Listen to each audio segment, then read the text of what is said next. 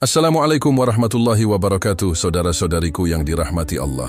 Kehidupan ini penuh dengan ujian yang datang dalam berbagai bentuk, salah satunya adalah ujian ekonomi. Kita sering mendengar bahwa rezeki datang dari berbagai arah, namun terkadang ujian yang kita hadapi berupa kesulitan ekonomi yang berat.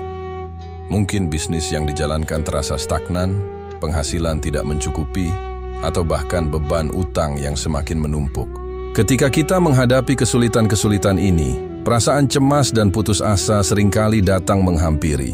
Namun, kita harus menyadari bahwa kesulitan ekonomi adalah ujian dari Allah, sebuah ujian yang tidak hanya menguji kesabaran kita, tetapi juga menguji ketulusan hati kita dalam memohon kepadanya. Allah Subhanahu wa Ta'ala berfirman dalam Al-Quran, "Apakah manusia mengira bahwa mereka dibiarkan begitu saja mengatakan, 'Kami telah beriman,' dan mereka tidak diuji?" Surah Al-Ankabut ayat 2. Kesulitan ekonomi yang kita hadapi tidak berarti bahwa Allah telah berpaling dari kita. Sebaliknya, ini adalah kesempatan bagi kita untuk mendekatkan diri kepada Allah, untuk memperkuat tawakal dan keimanan kita. Allah Subhanahu wa Ta'ala memberi ujian kepada hambanya sesuai dengan kemampuan mereka, dan ujian ini adalah sarana untuk menghapus dosa-dosa kita, mengangkat derajat kita, serta menguji kualitas iman kita. Ujian yang mengajarkan tawakal dan sabar. Ketika kesulitan ekonomi datang, seringkali kita merasa putus asa dan ingin menyerah. Namun, kita harus mengingat bahwa setiap ujian memiliki tujuan dan hikmah yang tersembunyi. Ujian ini adalah kesempatan bagi kita untuk menguji tingkat tawakal dan sabar kita. Apakah kita akan terus berusaha sambil berdoa, atau justru menyerah dan menyalahkan keadaan? Tawakal kepada Allah adalah kunci untuk mendapatkan kelapangan rezeki. Ini bukan berarti kita pasrah begitu saja tanpa usaha. Sebaliknya, tawakal adalah usaha maksimal yang diiringi dengan keyakinan bahwa hasil akhir tetap milik Allah. Kita bisa berusaha dengan keras, tetapi akhirnya hanya Allah yang menentukan hasilnya. Kesulitan adalah tempat kita menemukan kekuatan dalam doa. Sebagai seorang Muslim, kita diajarkan untuk tidak hanya berusaha secara fisik, tetapi juga mengandalkan doa sebagai senjata utama. Ketika merasa kesulitan, berdoalah dengan sepenuh hati, mohon kepada Allah agar dibukakan pintu rezeki yang halal dan berkah. Allah berfirman dalam Al-Quran, "Dan Tuhanmu berfirman, berdoalah kepadaku, niscaya akan aku perkenankan bagimu." Surah Ghafir ayat 60. Saat kita menghadapi kesulitan ekonomi, doa menjadi kekuatan terbesar yang mampu mengubah segalanya. Doa yang dipanjatkan dengan keyakinan dan ketulusan akan membawa kita pada jalan keluar yang penuh berkah. Ini adalah saat di mana iman kita diuji. Apakah kita cukup yakin bahwa Allah akan membantu dan memberikan jalan keluar yang terbaik? Kesabaran dan iman sebagai sarana mendekatkan diri kepada Allah. Ujian ekonomi ini juga mengingatkan kita untuk selalu bersabar dan tidak tergesa-gesa dalam mencari solusi. Rasulullah Shallallahu Alaihi Wasallam mengajarkan kita untuk selalu bersabar dalam setiap ujian, karena sabar adalah kunci untuk memperoleh pahala dan kelapangan. Kita harus yakin bahwa Allah tidak akan memberi ujian yang lebih berat dari kemampuan kita. Setiap kesulitan yang datang, pasti ada kemudahan yang menyusul. Seperti yang Allah firmankan dalam surah Al-Insyirah. Sesungguhnya bersama kesulitan ada kemudahan. Surah Al-Insyirah ayat 6. Tugas kita adalah menjaga keyakinan dan tidak kehilangan harapan, meskipun jalan terasa sempit. Allah telah berjanji, setiap ujian pasti ada jalan keluarnya. Melihat kesulitan sebagai sarana untuk bersyukur. Tidak hanya dalam keadaan lapang kita dapat bersyukur, tetapi dalam keadaan sulit pun kita dituntut untuk bersyukur. Kesulitan ekonomi mengajarkan kita untuk lebih menghargai nikmat Allah yang lain, seperti kesehatan, keluarga, dan kesempatan untuk memperbaiki diri. Ketika kita bersyukur dalam keadaan sulit, Allah akan menambah nikmat-Nya, dan rezeki kita akan datang dengan cara yang tak terduga. Dengan demikian, kesulitan ekonomi adalah bagian dari ujian hidup yang mengandung banyak hikmah. Ini adalah saat untuk menguji sabar, memperkuat tawakal, dan memperbanyak doa, dengan keyakinan bahwa Allah akan memberikan yang terbaik pada waktunya. Jadi, jika Anda merasa terhimpit oleh masalah ekonomi, jangan biarkan kesulitan itu membuat Anda terpuruk. Sebaliknya, gunakan itu sebagai kesempatan untuk lebih mendekatkan diri kepada Allah dan memohon kepadanya, karena hanya dengan izinnya pintu rezeki bisa terbuka. Saudara-saudariku yang dirahmati Allah, ketika kita membicarakan tentang rezeki, banyak dari kita yang langsung membayangkan pekerjaan, bisnis, gaji, pelanggan, atau modal. Padahal sejatinya, rezeki tidak pernah bergantung pada makhluk atau sistem dunia, tetapi sepenuhnya berada di tangan Zat yang Maha Esa, Allah Subhanahu wa Ta'ala. Allah adalah Ar-Razzaq, Zat yang Maha memberi rezeki, dan dalam surah Al-Ikhlas, kita diingatkan dengan sangat jelas akan keesaan dan kebergantungan kita hanya kepadanya. Allahus Samad, Allah adalah tempat bergantung segala sesuatu. Ayat ini bukan sekadar kalimat tauhid, melainkan deklarasi ruhani bahwa kita tidak punya sandaran selain Allah, dan semua kebutuhan hidup, termasuk rezeki, hanya bisa dipenuhi olehnya. Rezeki tidak bergantung pada banyaknya usaha, tapi kepada keberkahan dari Allah. Berapa banyak orang yang bekerja keras dari pagi hingga malam, namun tetap merasa kekurangan, dan berapa banyak orang yang memiliki usaha kecil, tetapi hidupnya tenang, cukup, dan penuh keberkahan. Ini adalah bukti bahwa rezeki bukan semata-mata hasil dari usaha, melainkan pemberian Allah. Allah membagi rezeki dengan hikmahnya. Kadang diberikan berlimpah untuk menguji syukur, kadang ditahan sementara untuk menguji sabar. Maka ketika kita membaca surah Al-Ikhlas, terutama ayat Allahus Samad, kita sedang menanamkan keyakinan bahwa rezeki kita tidak akan pernah salah alamat, karena pemberi rezeki adalah Zat yang tidak pernah lupa, tidak pernah tidur, dan tidak pernah salah dalam perhitungan.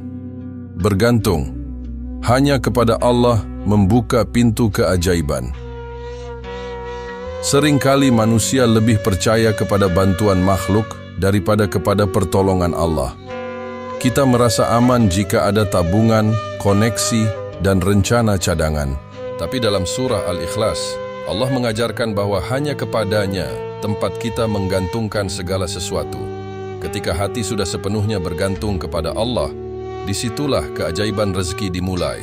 Allah Subhanahu wa Ta'ala berfirman, "Barang siapa bertakwa kepada Allah, niscaya Dia akan memberinya jalan keluar dan memberinya rezeki dari arah yang tidak ia sangka-sangka." Surah At-Talaq 2-3. Itulah janji Allah yang pasti. Jika kita bertawakal dan berserah sepenuhnya kepadanya, maka rezeki akan datang bahkan dari arah yang tidak pernah kita pikirkan sebelumnya. Kekuatan surah Al-Ikhlas sebagai amalan rezeki. Membaca surah Al-Ikhlas bukan hanya untuk mendapatkan pahala, tetapi juga menguatkan jiwa untuk kembali yakin bahwa hanya Allah yang mengatur segala urusan, termasuk urusan rezeki. Membaca surah ini secara rutin setiap pagi dan sore sambil menghadirkan hati yang penuh harap dan tunduk akan membangun kesadaran spiritual yang luar biasa, bahwa kita hidup, bergerak, dan diberi kecukupan oleh kehendak Allah semata. Tauhid adalah fondasi segala ketenangan dan kecukupan. Ketika hati bersandar kepada dunia, maka dunia akan terus membuat kita gelisah. Tapi ketika hati bersandar kepada Allah, maka ketenangan akan memenuhi jiwa kita, walau keadaan masih sempit. Itulah sebabnya orang yang menguatkan tauhidnya melalui bacaan surah Al-Ikhlas akan lebih mudah menerima takdir Allah, bersabar dalam kekurangan dan tidak panik dalam krisis, karena ia tahu yang memegang kunci rezekinya adalah Allah yang Maha Pengasih, bukan atasan, bukan klien, bukan pasar, dan bukan ekonomi dunia. Kembalilah kepada Allah, bawa segala harapanmu. Saudaraku, jika hari ini engkau sedang risau akan rezekimu, gundah karena tanggungan hidup, gelisah karena penghasilan tak mencukupi, maka kembalilah kepada Allah. Duduklah dengan tenang setelah salat, bacalah surah Al-Ikhlas berulang-ulang, dan rasakan setiap maknanya menembus hatimu, lalu berdoalah, "Ya Allah, Engkau adalah tempatku bergantung. Tidak ada daya dan upaya kecuali dengan izin-Mu. Maka berikanlah aku rezeki yang halal, cukup, dan penuh berkah dari arah yang tidak aku sangka-sangka. Insya Allah dari situ pintu-pintu akan terbuka, langkah akan dimudahkan, dan hati pun akan ditenangkan. Saudara-saudariku yang dicintai oleh Allah, tidak ada satupun manusia yang luput dari rasa sempit dalam hidup, baik sempit secara ekonomi, sempit pikiran karena tekanan hidup, maupun sempit hati karena beban masalah yang terus menghimpit. Dalam kondisi seperti itu, banyak orang merasa sendiri, merasa ditinggalkan, bahkan ada yang kehilangan harapan.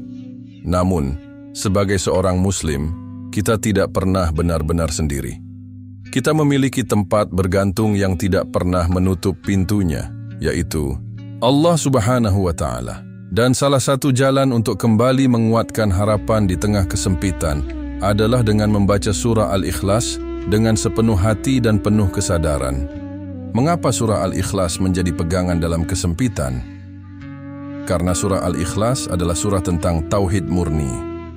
Ia menyatakan secara tegas bahwa Allah itu esa, tempat bergantung, tidak beranak dan tidak diperanakkan, serta tidak ada yang setara dengannya. Di saat hidup terasa sempit, kalimat-kalimat ini menjadi obor yang menerangi hati dan mengingatkan kita bahwa yang memegang kendali segala sesuatu adalah Allah. Yang mengetahui apa yang kita butuhkan adalah Allah. Yang mampu mengubah keadaan kita dalam sekejap adalah Allah. Dengan menyebut namanya, dengan merenungkan makna surah ini, kita sedang meletakkan beban kita di tangan Zat yang tidak pernah lalai, tidak pernah salah dalam memberi, dan tidak pernah mengecewakan hambanya yang berharap dengan sepenuh hati. Kesempitan hidup adalah waktu terbaik untuk menguatkan tauhid. Ketika seseorang membaca surah Al-Ikhlas dalam keadaan sempit, sesungguhnya ia sedang menyatakan keimanannya yang paling dalam. Ia sedang mengatakan, "Ya Allah, hanya Engkau yang aku butuhkan. Di saat dunia menutup pintu-pintunya, aku yakin Engkau masih membuka jalan bagiku." Inilah bentuk ibadah yang sangat agung, ibadah dari hati yang sedang hancur, namun tetap menggantungkan harapan hanya kepada Allah. Tidak ada satu pun kalimat sia-sia dalam surah Al-Ikhlas.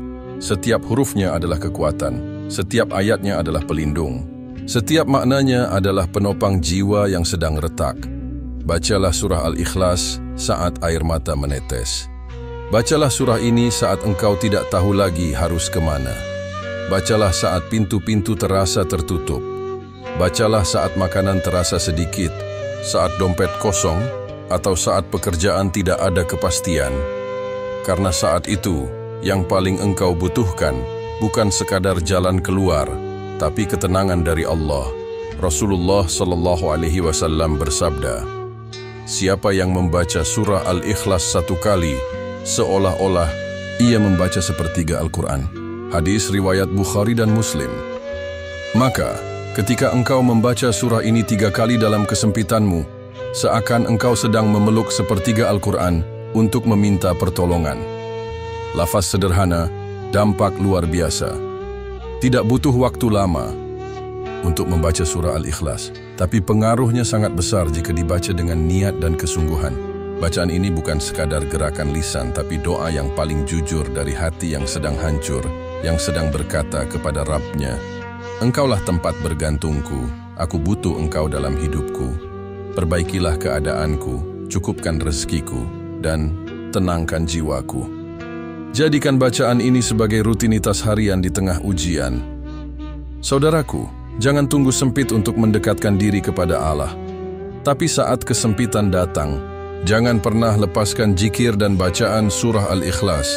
Jadikan ia sebagai amalan pagi dan malam, sebagai bagian dari wirid harian yang membawa kita keluar dari sempit menjadi lapang, dari bingung menjadi yakin, dari takut menjadi tenang.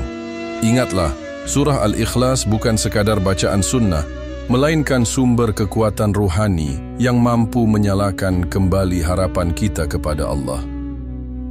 Saudaraku yang dirahmati oleh Allah, ketika seseorang melantunkan surah Al-Ikhlas dengan penuh kesungguhan, maka sejatinya ia sedang melakukan zikir yang sangat dalam, yang tidak hanya keluar dari lisan, tetapi juga terangkat dari lubuk hatinya yang paling jujur.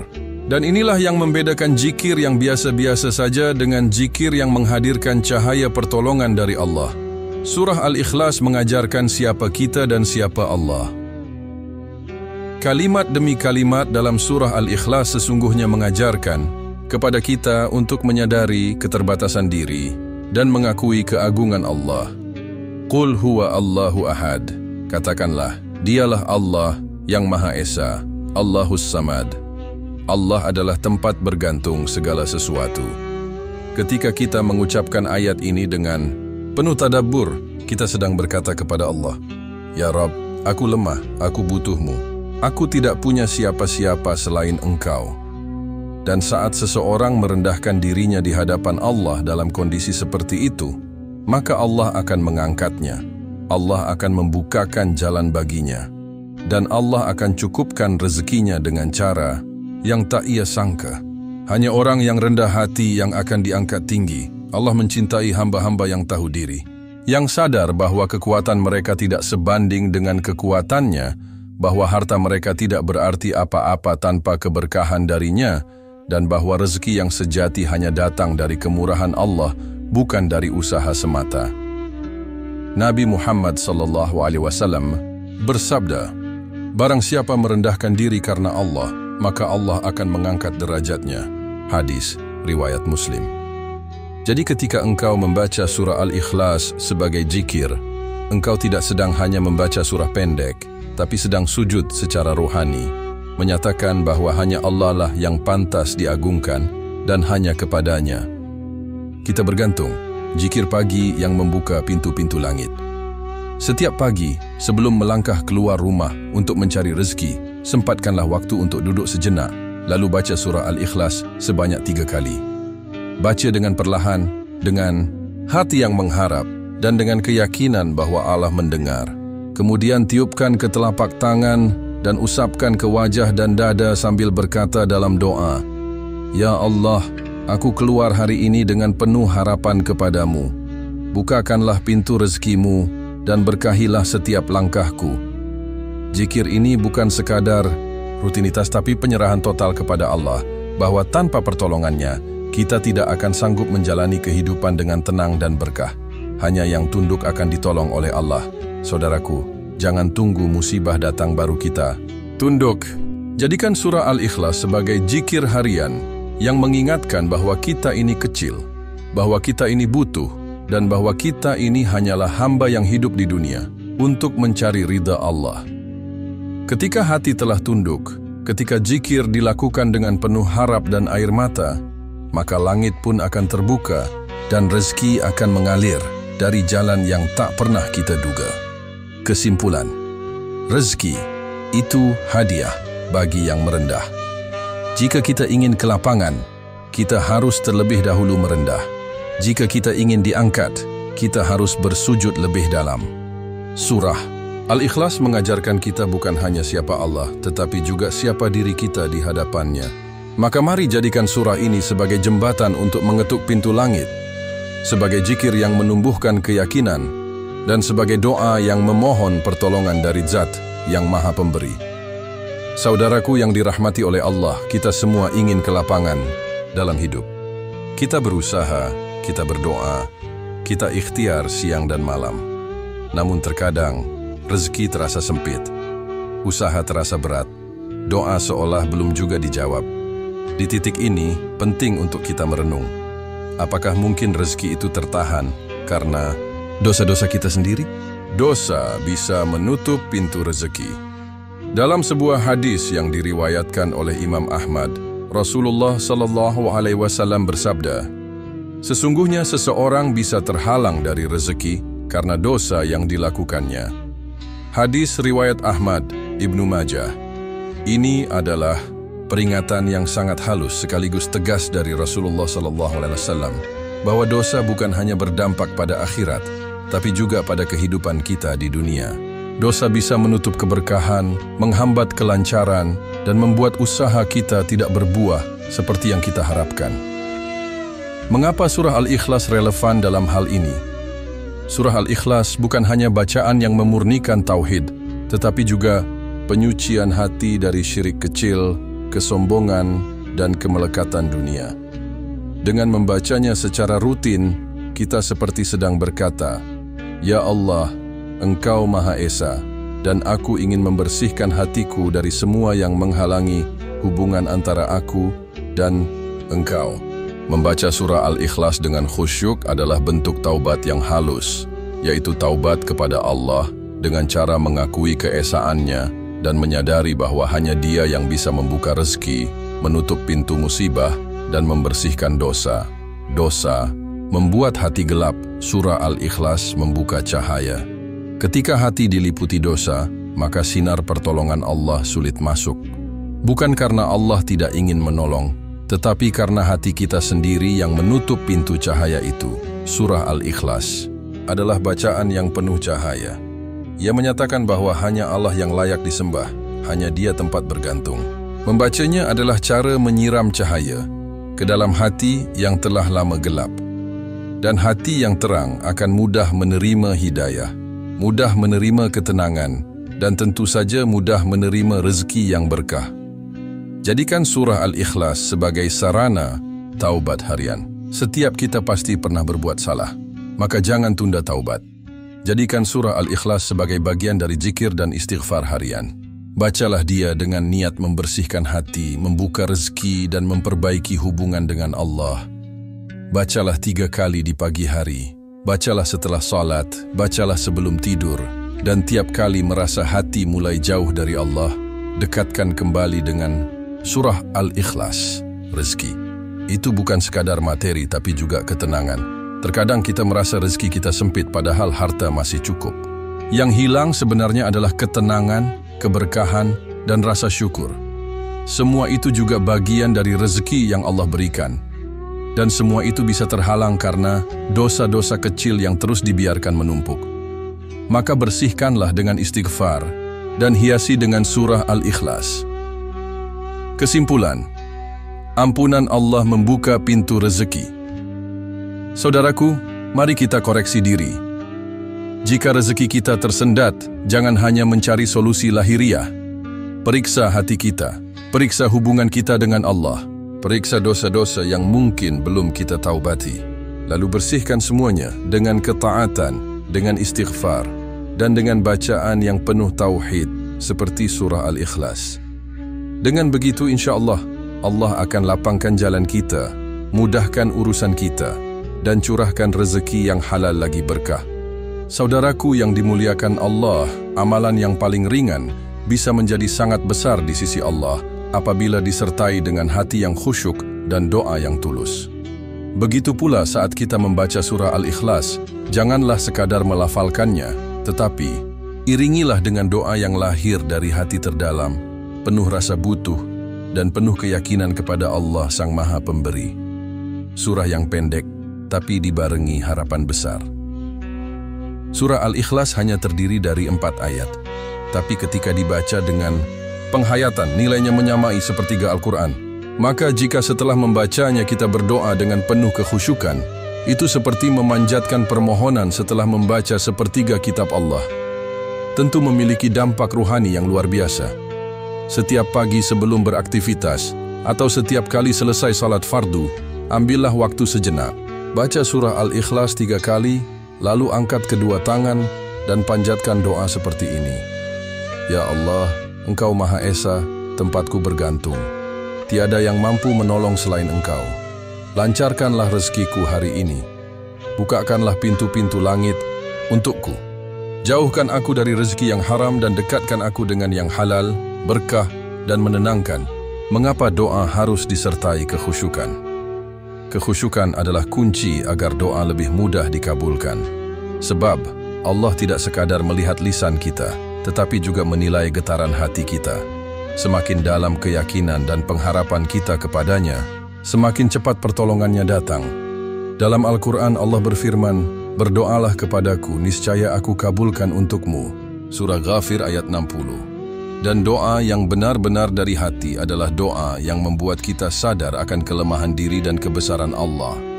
Surah Al-Ikhlas sudah mengajarkan itu, bahwa kita hanya makhluk yang bergantung pada Allah, dan hanya Allah yang Maha Kaya serta tidak membutuhkan siapapun. Gabungkan tauhid dengan harapan dunia dan akhirat.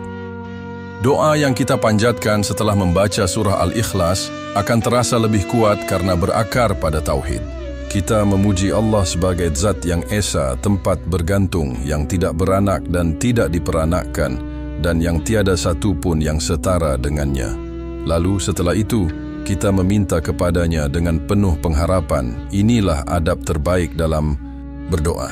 Memulai dengan pengakuan terhadap kebesaran Allah, lalu menyampaikan hajat-hajat kita dengan hati yang penuh pengharapan. Kekuatan doa dari mulut yang jujur dan hati yang ikhlas. Tidak semua doa terdengar sama di sisi Allah. Doa yang tulus dari orang yang menjaga lisan, menjauhi maksiat, dan mencari rezeki halal akan lebih mudah dikabulkan. Maka sebelum memanjatkan doa setelah membaca surah Al-Ikhlas, bersihkan niat, minta ampun atas dosa, dan mohon agar rezeki yang turun bukan hanya banyak, tapi juga berkah. Jadikan doa ini sebagai rutinitas spiritual harian, tidak butuh waktu lama. Bahkan 5 menit pun cukup. Tapi jika dilakukan secara konsisten, dengan hati yang hadir, maka ia akan menjadi magnet yang menarik pertolongan Allah ke dalam kehidupan kita. Dan jika Allah sudah menolong, maka tidak ada lagi kesulitan yang tidak terurai. Kesimpulan, surah Al-Ikhlas membuka doa, doa membuka rezeki. Saudaraku, jangan lewatkan momentum spiritual yang besar setelah membaca surah Al-Ikhlas. Iringilah dengan doa. Bisikkan segala hajat kepada Allah. Tangisilah kelemahan kita di hadapannya. Sebab ketika hati kita tunduk dan lisan kita jujur dalam berdoa, langit akan bergerak untuk menurunkan keberkahan dan rezeki akan datang dengan izinnya. Amalan ini bukan sihir atau ritual instan, tetapi bagian dari jalan panjang memperbaiki hubungan dengan Allah. Lakukan rutin, tidak hanya saat sempit, tapi juga ketika lapang. Jadikan ini sebagai ikhtiar langit yang menyertai usaha bumi, dan yakinlah bahwa siapa yang mengetuk pintu Allah dengan rendah hati, Allah akan membukakan pintu rezekinya dari arah yang tidak ia duga.